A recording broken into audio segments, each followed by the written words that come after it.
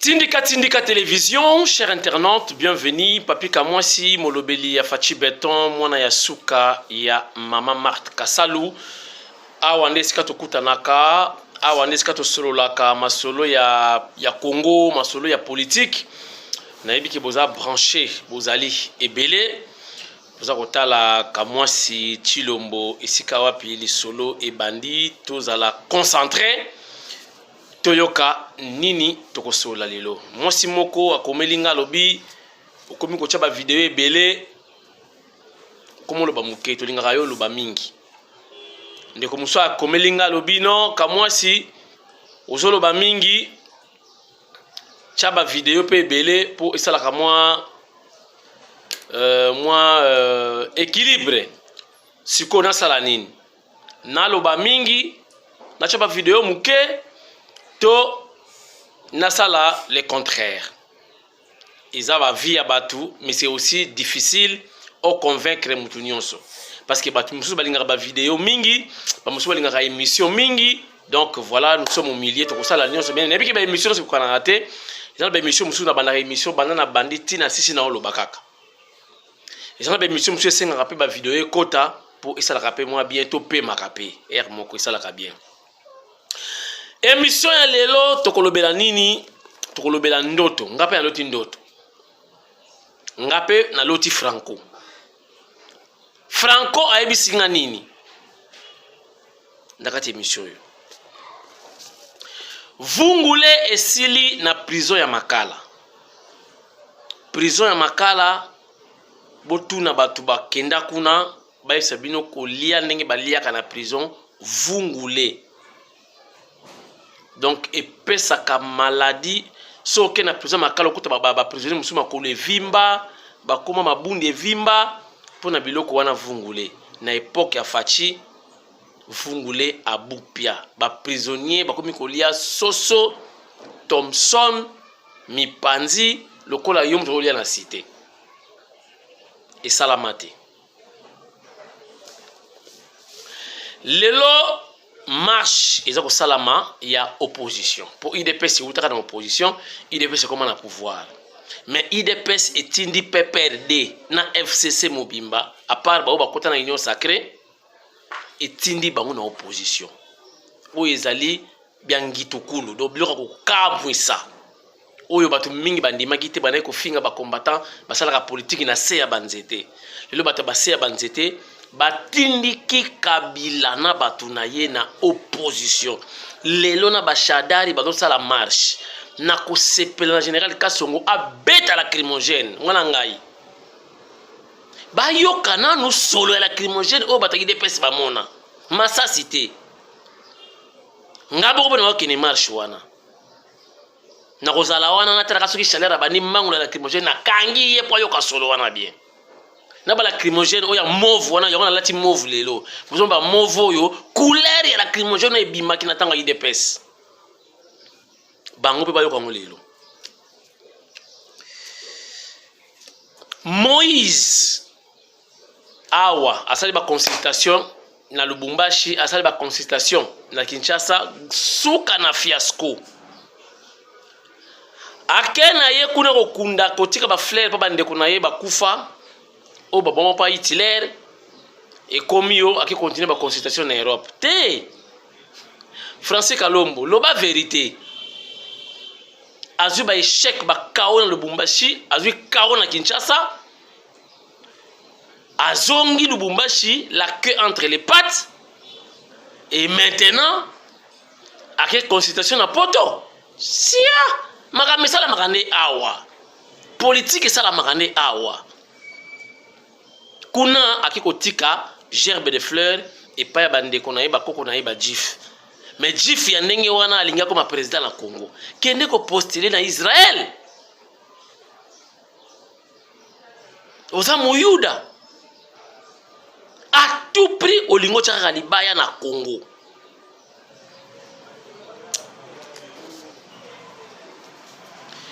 Voilà, émission est bandit.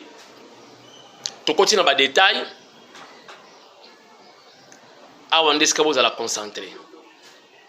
Ngai pe na loti Franco. Franco apesi mbote na Kintandu po Franco azalaki mutetela azalaki pe enfin Muntandu to benga po côté no sona benga ka bantandu ala muta sona bata Franco ebisinga leki abwe na ebisi afioti kakambuta muntu na ebisinga me yo bazolota yo lotisi mamu ndoto Franco ayebisinga yi ezali mensonge atikali kolotisa mama wana ndoto te mamu alobi koma alotisa ye ndoto ye mutu baza même diapason te baza même diapason te Franco alobi na ngai mamu akosi derrière kuta ko ya ipana ye te alobi ye mutu na ba problème na ye kuna avant kufa asengaka bolimbisi mais azana problème moko kaka kuna na Jésus isa problème ya banzeo mibala yembaka Elena na Jackie yango azobundana nango kutu esila po bacha ya tapembeni na porte ya paradis comment mamwa kelobaka alotaki ye Franco alobi aza innocent alotisi mamundoto ata mokote ayebisinga na yebisa ye atika kotanga kombo na ye kutu a regretter abinga na yembaka nzembo ya Mario botala depuis na yemba nzembo ya Mario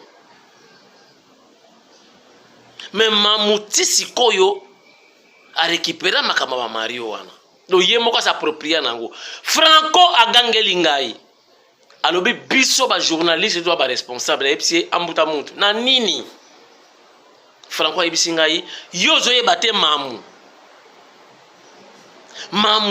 azwa penza donc mubali achana ndako ye moka bengaka ye mbinga oh mubali mbinga oh mbinga zor mamu ata Fantomas moko azate andaki succès ya musique donc Fantomas ata moko azate Fantomas mais azwa mbinga achana ndako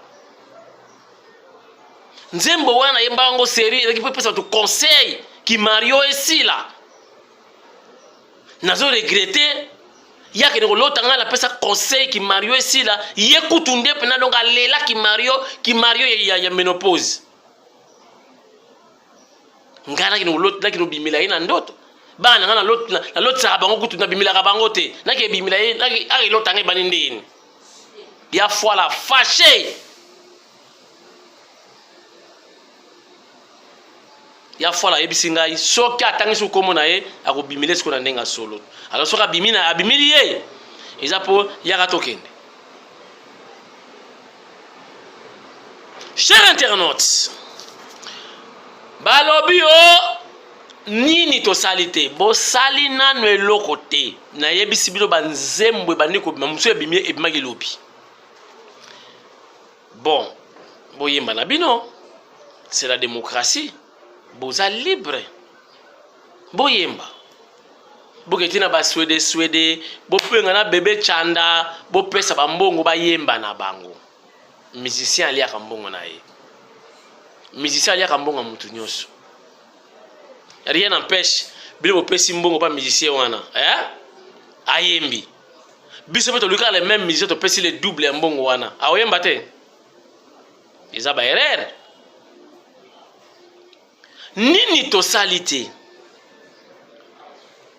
tala nanu kutu bosali eloko te bolobaka Brazza eleki biso ti bato bana Brazza baliaka bien bato bana Angola baliaka bien nga na fanda na Brazza nga na fanda na Angola et c'est faux et archi faux soki ya solo Brazza eleki biso na kolia botala siko video oyo Brazzavillois azokima azokende na poto et na condition nini botala video oyo écoutez ya bino regardez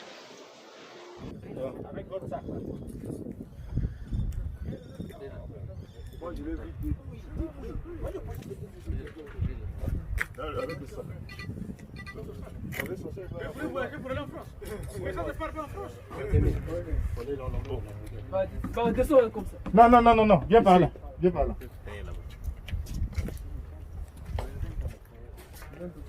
Tu es de Wesso?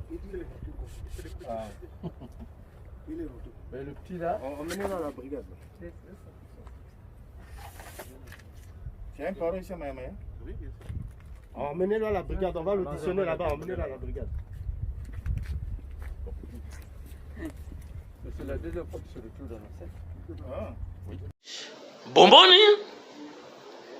Donc, nous avons un poto avec un réacteur. Donc, un moteur et avion. Pour qu'il y ait France. Ce qui na braza, on vient de là qui bien. Bota la âge ya jeune wana. Na sac na ye, akene na poto. Akene na France. Et si kawapi, mboka iza kitoko. Donc c'est que braza ça ne va pas. Est-ce que bino possible saliango? Nanu bosalite. Oh ninto salite nanu bosalite. Awa na Congo na sasa la dekola ki mata na réacteur na moteur ya avion pa kima ke poto. Nanu bosali le côté. Voilà, chers internautes. Vungule esili na prison makala bakomi kolia kitoko grâce à Fachi Beton, gouvernement ya ba warrior ba décider ba prisonnier baza ba ndeko na biso ba vivre bien lokola batu baza na cité. Et voilà, changement et côté, c'est une information que je vous donne. Vidéo na weza moulaï trop moyen tila binango ezate, c'est juste une information. Léopard est gagné qui 3-0 contre Tanzanie. Pour boyebi qui dans Tanzanie batno sana ba fiti na biso. Bazu 3-0 nga jour on atala ki match té parce que mané ko banga ka surtout poli ba finga ka président. On dirait président ta comme ka joueur abeta ka balle na terrain. Mais si quoi Léopard est gagné, bah on va vendre calme, bah critiquer, bah commissaire mukonza mboka te, bah on dira to pola, bah finga président, to gagné, bah batami, ils a passé. Mais na CP là qui na animation ya Léopard, bah on nyonso basangani, pour na makamwa mboka. Na kuti ba animateur ya Dering, ba animateur ya Vecleb, ba animateur ya Fibo, bah donc ya Dragon, bah on tout basangani. Baso kumisa président, baso kumisa Congo.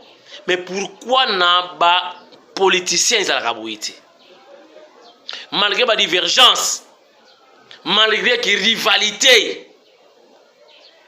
Mais la tango ya makama Léopard, on kuta bango ba sangani bazo yema na ba danseuse na bango ba mbunda bangongi, ambiance totale pour na image ko redorer image ya ko honorer n'est-ce pas image drapeau ya Congo.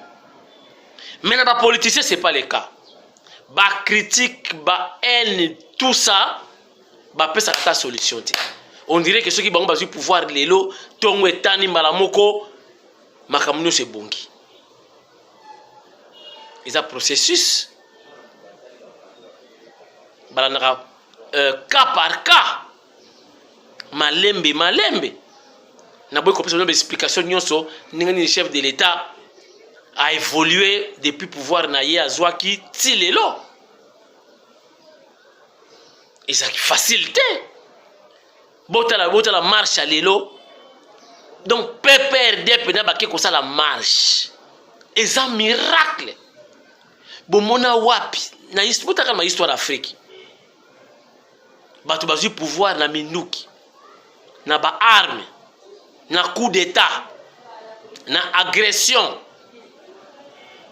Batika pouvoir dans la élection. Et puis on continue en opposition. Nous devons comprendre ma camébelete. Vous devez que c'est facile. Donc, quand on est à lobby, président Tshisekedi a comme président de la République, kakaboye le la blague. Non. Botala makamweleki. Président convoqué réunion, ba ministre basali mulongo ba kekingakati. Ba sabotage en est-ce que vous allez qui na kisa ça vous allez kisa te? Président nommé mutu.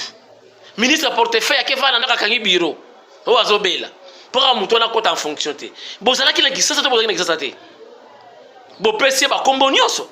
Elilingi ya pamba, marionnette, patin, placebo, batala bakoma bapesi Félix lokola kaka donc tina kutu te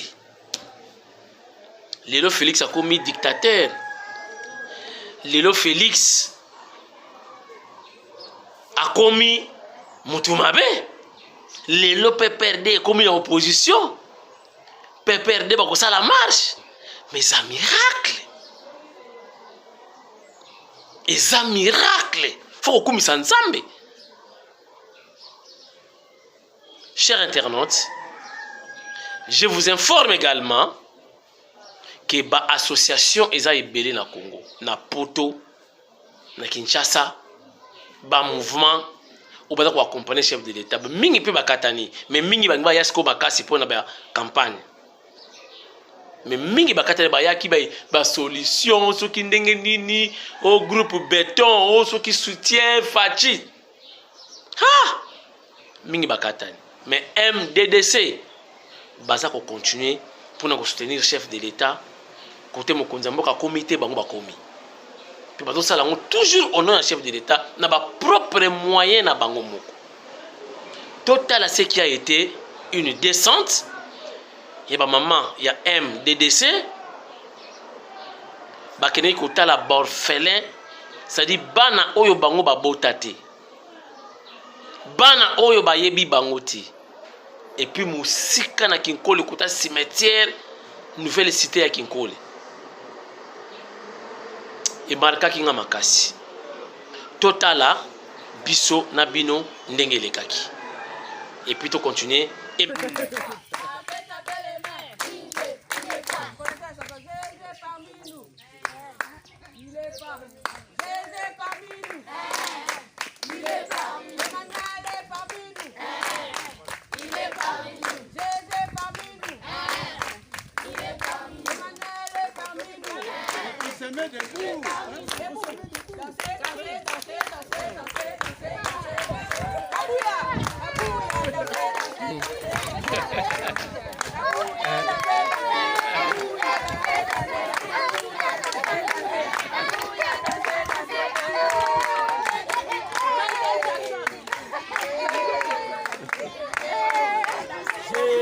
à la chasse.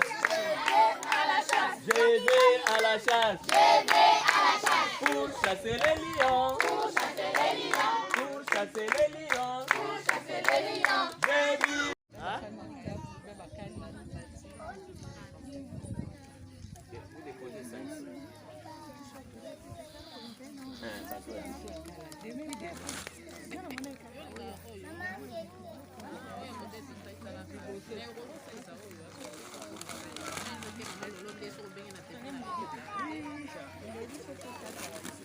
Aux années.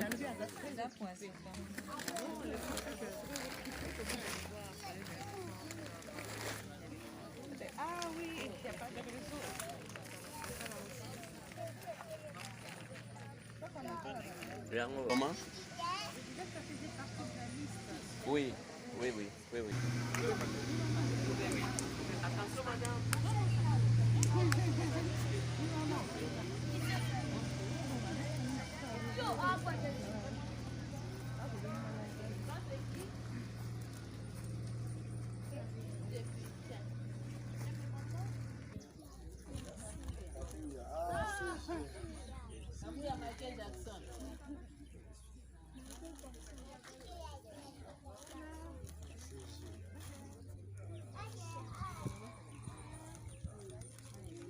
Tu as eu toi? Non? Oui. Fais comme ça, vous faites comme ça. Ok. et prends même deux, non? Donc ça on va garder. Tu as le bonbon? Donc c'est bon déjà. Azana bolinga bandeko na ye comme ça.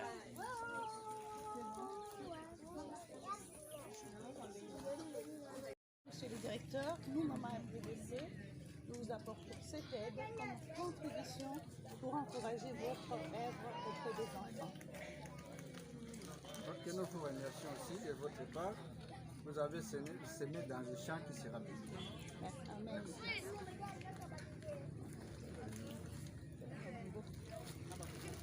Monsieur le directeur, pareil comme Maman Marie.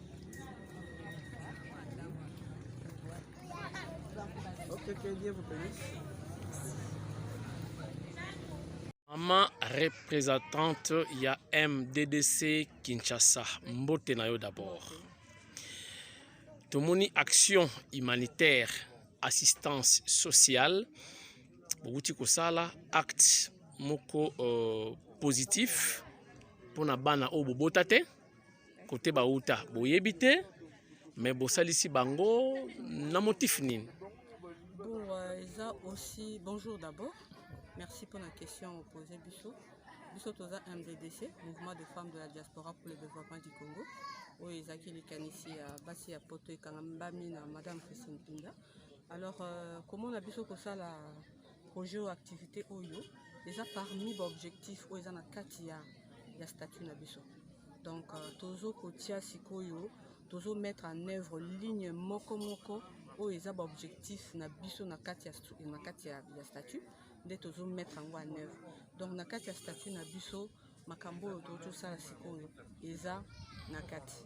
To définissa ngo na kati ya ba objectif na biso, yango moni biso to se déplacer, to ye awa na kinkole référence cimetière, pour na to apporter un plus. To so na bana na biso nde olobi, pour que to botite, to ye besika ba outite, ba on peut ba biso te mais tellement MDDC eza na bolingo wana. Il y a développement, ils ont promis sur le développement du Congo et des poétos.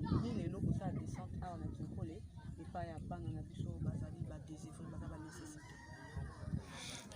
Message M. Zali particulier? Bon, déjà, toujours fait ce message que MDDC est vraiment en action à Kinkole. Bientôt, tous font la centre à Bisso pour récupérer Bano Bazana malnutrition. Centre de santé, centre de santé, maison de santé. Bientôt, donc ça dit que Tongami déjà équipé. Tongami, toujours aménagé. Donc nous sommes en train de mettre en œuvre. C'est-à-dire nous aménageons la maison. Mais je pense que ça sera opérationnel l'année prochaine, au mois de si pas janvier, février. Maison on a déjà opérationnel. Et aussi là, ça sera le volet santé. Mais aussi il y a un volet entrepreneuriat qu'on est en train de mettre déjà en œuvre. Parce que MDDC, c'est une structure de mise en œuvre. Donc, c'est-à-dire que le projet toujours mettre en œuvre.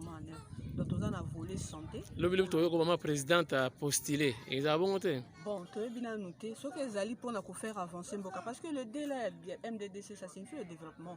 Ce qui est un mécanisme qui il faut que pour que tu prêter main forte, pas mon continent. Je pense qu'on est d'accord pour aider notre pays.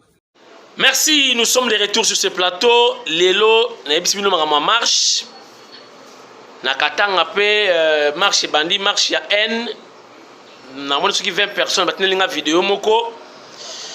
Une vingtaine de personnes mais balangage est dans ma baie et puis tu as une information comme quoi une partie à Kyungu jeunesse ya partie à Kyungu ba musuko mo ba kino Kyungu ba kunda ete Kyungu ebembe na mwana te wana eza soki ba carton soki nini bon soki boza na ba doute bosa ne basala ki Arafat boza na Katanga boza ba na Katanga boza na ba tembe DJ Arafat basala ki ndengeni bake bakundoli batali kizaye esili so boza na tembe bokino kundula Kyungu botala soki zaye te pour on est comme ba intox et comme une manipulation ndenge babimisi billet moko boye mbongo babimisi batie longi ya fachi sikoyo botala ki te muta signer mbongo wana Niembo Shabani soki nani donc gouverneur yakala natanga Mobutu donc bomoni kiza mensonge donc voilà les on recépela na mona pena donc Shadada banambangu lacrymogène beti ngamona kangina bilamba bayo kalon biloko ba betaka bandeko na bango mususu ndenge salaki bango lelo lisa cité lacrymogène kaka. Voilà chers internautes tokosi sala makambo ya Moïse na yebisaki bino Moïse azoluka à tout prix akoma président de la République pendant qu'azolakisa na miso bato nyonso ki il est jif azolakisa bozomona ke kotala bandeko na ye ke kotika gerbe de fleurs et puis abadi consultation fois yoka soni consultation échoué 2 fois a échoué na Katanga a échoué na Kinshasa akiso la consultation na poto tala akodoka azanga soni bakoma président ndingo na makasi tingi wana kende ko postuler na yo na Israël mabeza api oza na makila na bango oza mwana bango expliquer bango tika bambrouiller biso Moïse pardon consultation chef de l'État Fachi Beton asali pe activité na ya week-end ayamaki ba lettre de créance ya ba nouveaux ambassadeurs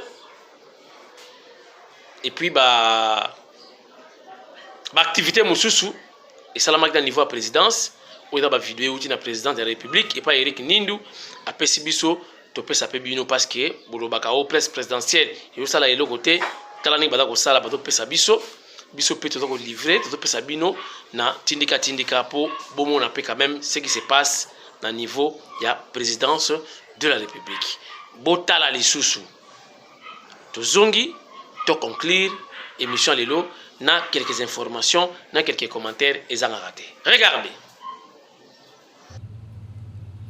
Au Palais de la Nation, ce jeudi, 5 ambassadeurs extraordinaires et plénipotentiaires ont frappé les portillons pour présenter leurs lettres de créance. La cérémonie s'est déroulée dans la plus grande solennité. Exécutée avec maestria, la Marseillaise, hymne national français, a annoncé ses couleurs. Un nouvel ambassadeur de la République française prend ses fonctions en RDC. Reçu peu avant ses honneurs militaires par le président de la République, Félix Antoine Tshisekedi Tshilombo, qui voue toujours un culte sincère aux relations d'amitié et de coopération avec ses différents partenaires, Bruno Aubert a présenté sa lettre de créance. Il sera chargé de continuer à œuvrer au rapprochement opéré par Kinshasa et Paris depuis l'élection de Félix Tshisekedi en 2018. Titulaire d'une maîtrise en sciences sociales de la Sorbonne Nouvelle, cet ambassadeur succède à François Pujolas, en poste depuis 2018.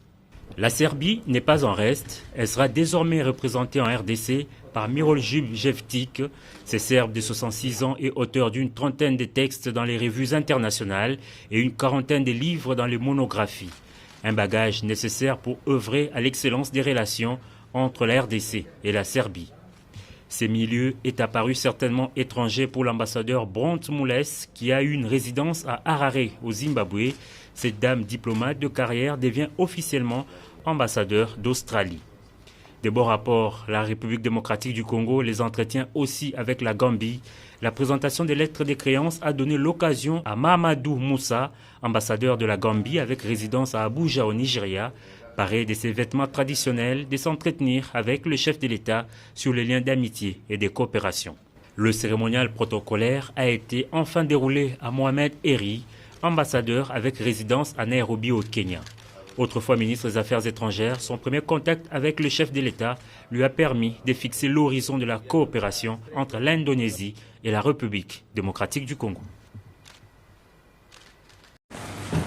La situation sécuritaire dans l'est de la République démocratique du Congo est très inquiétante. Elle requiert une coopération régionale des différentes parties appelées à travailler étroitement pour assurer la paix et la sécurité dans cette partie du territoire national et dans les Grands Lacs. Le président de la République, Félix Antoine Tshisekedi Tshilombo, a exprimé ses préoccupations à l'envoyé spécial du secrétaire général des Nations Unies pour la région du Grand Lac, Wang Zia. Nous avons suivi avec une très grande attention le discours du président devant la dernière Assemblée générale, discours qui nous a permis de mieux comprendre sa vision sur la RDC et la région.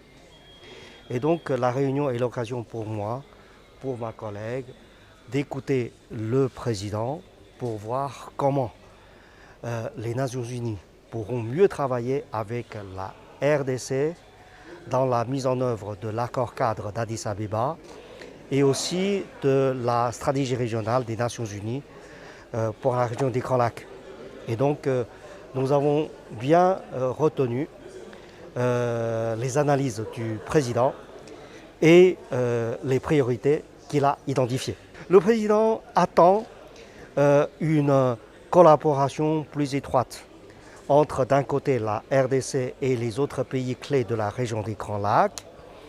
Et dans ce travail de collaboration, il a une forte attente vis-à-vis des organisations panafricaines, sous-régionales.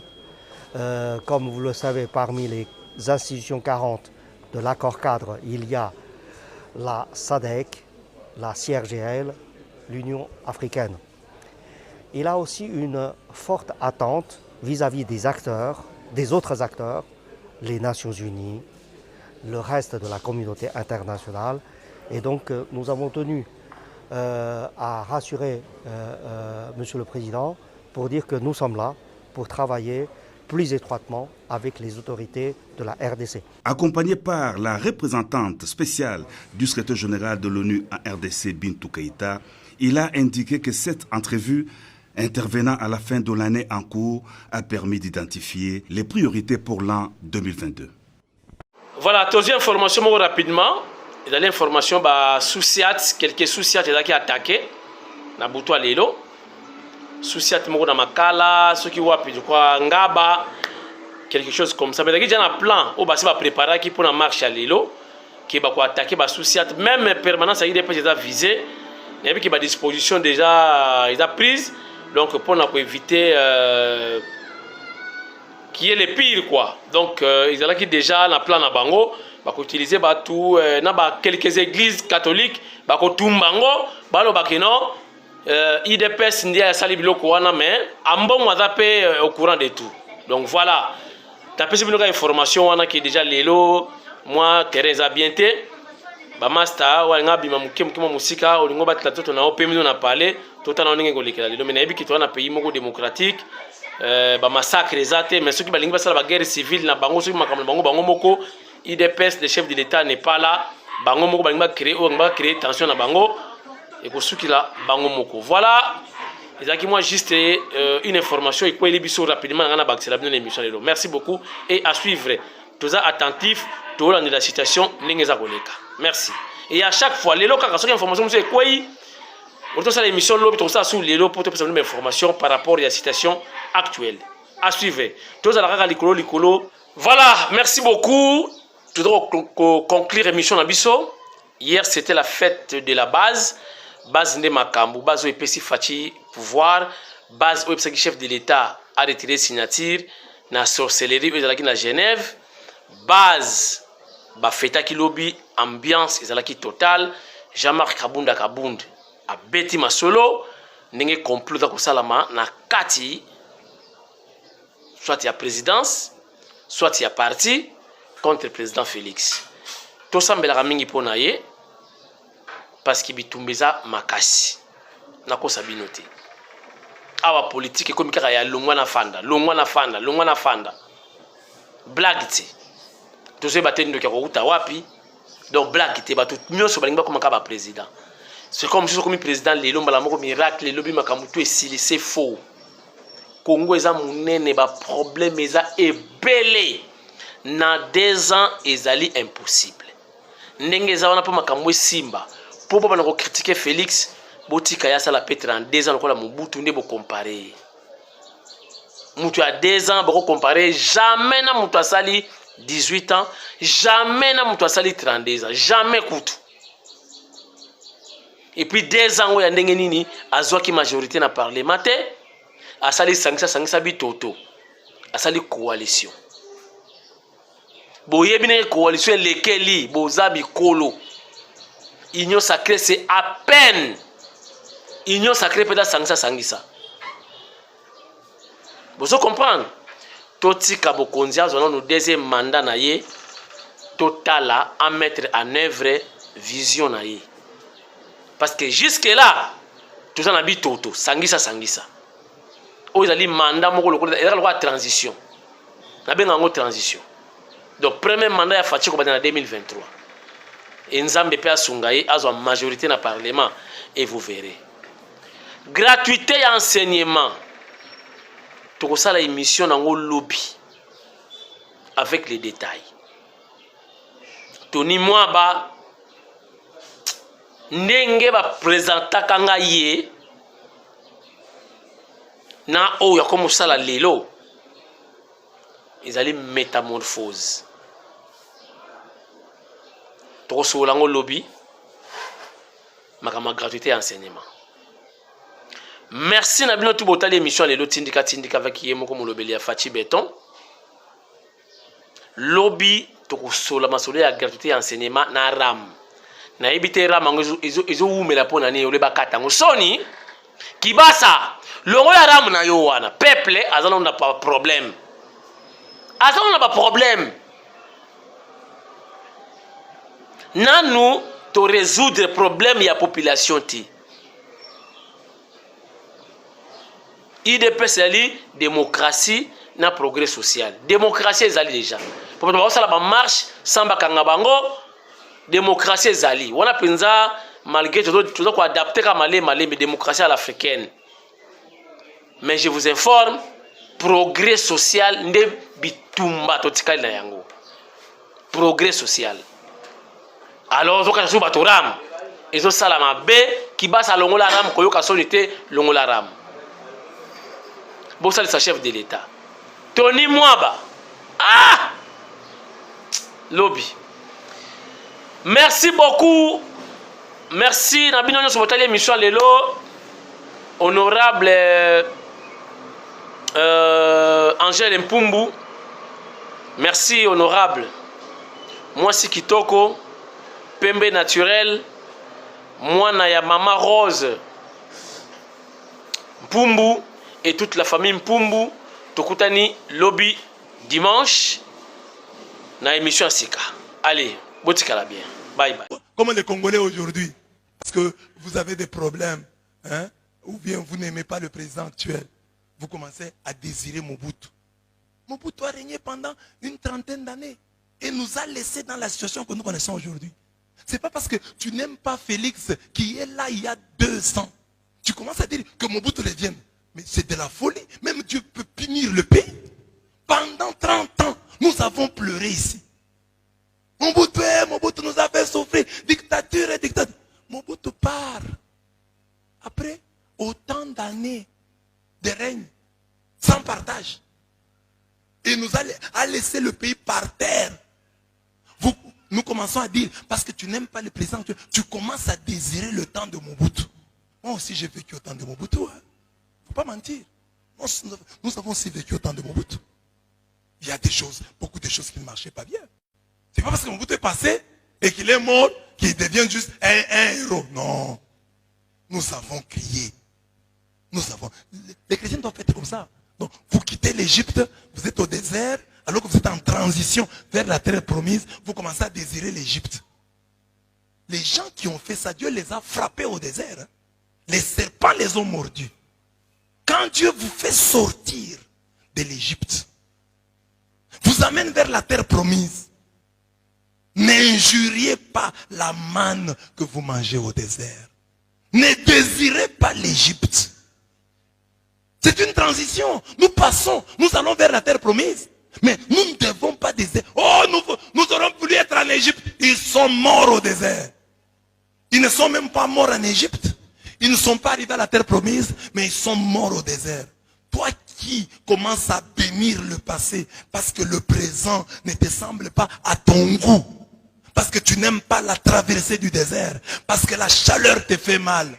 Mais alors que c'est une chaleur transitoire, tu commences à désirer. Tu peux critiquer la chaleur, il fait chaud, mais pas désirer, redésirer l'Égypte. Non, critique la chaleur. Ça ne va pas. Mais ne dis pas, oh, en Égypte, nous étions bien. En Égypte, tu étais un esclave. Tu étais bien en Égypte. Dieu, il dit, tu as oublié la prière que tu m'as faite. Quand Mobutu était au pouvoir. Il y a des gens qui commencent à désirer Kabila. Que Kabila rentre. Oh, 18 ans, Kabila nous a dirigés. Mobutu a dirigé combien? Hein? 32 ans, Mobutu. 18 ans, Kabila. 50 ans. Aujourd'hui, pour 2 ans de transition, tu commences à désirer les 50 ans de misère. Ah, on était bien. Vous étiez bien. Ça, c'est de l'ingratitude. Nous traversons. Il fait chaud, c'est vrai. Nous avons soif, c'est vrai. Mais nous ne pouvons pas, parce qu'il fait chaud maintenant, dire que 32 ans, les 32 ans de Mobutu étaient bons. Non. Et les 18 ans de Kabila étaient bons. Non, c'est eux qui nous ont mis dans ce trou. Amen. Il y avait un moment, quand les Belges sont partis, même les Belges, on ne doit pas désirer le temps des Belges. Sous les Belges, nous étions des esclaves. Parce que c'est ce que nous avons fait. Quand les Belges sont partis, nous avons eu nos frères qui dirigeaient, Lumumba, Kasavubu, nous avons désiré le temps des Belges. Et nous avons eu Mobutu, qui nous a encore colonisés. Kabila est venu. Le père, il voulait changer peut-être de station. Il était animé d'une bonne volonté. C'était notre frère. Il est venu. Nous avons commencé à désirer Mobutu.